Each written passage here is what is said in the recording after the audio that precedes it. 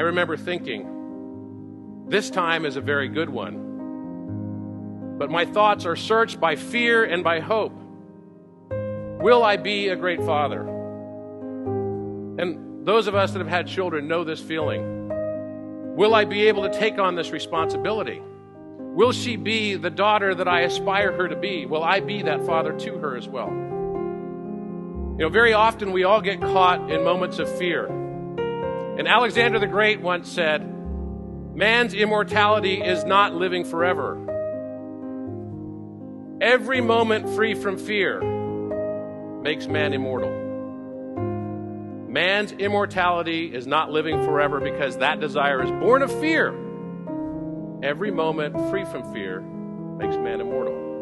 When you break yourself of fear, your thoughts go on forever. But how do you do it? Because all of us start to think in terms of scarcity.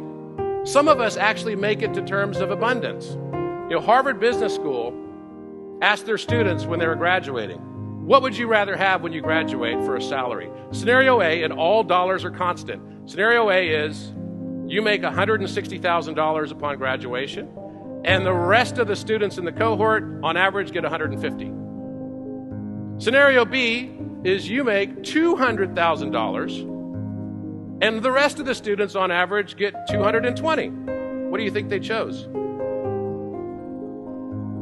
87% chose A.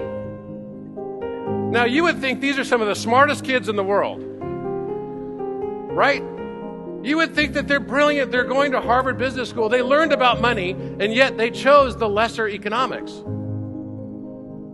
because they're more focused on having versus having not. They're more focused in terms of your win is my loss and vice versa, when actually abundance changes everything. Abundance comes from a place of confidence. Scarcity comes from a place of fear.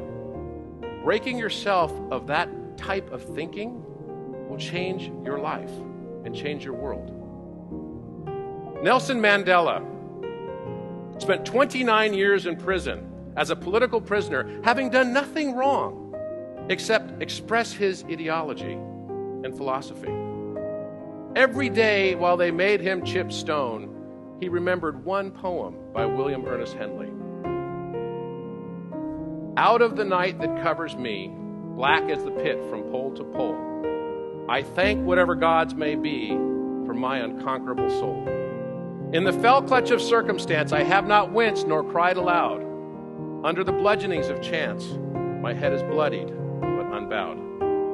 Beyond this place of wrath and tears looms but the horror of the shade, and yet the menace of the years finds and shall find me unafraid. It matters not how strait the gate, how charged with punishments the scroll. I am the master of my fate. I am the captain of my soul. Each of us is the master of our own fate. We can overcome fear with gratitude. We can overcome fear with intentional choice.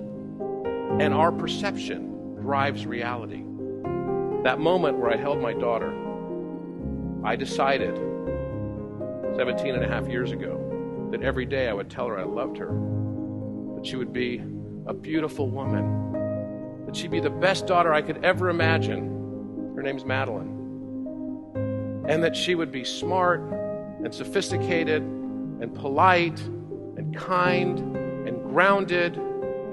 She's become exactly that. Life happens to us every day. We can decide what we will do with it.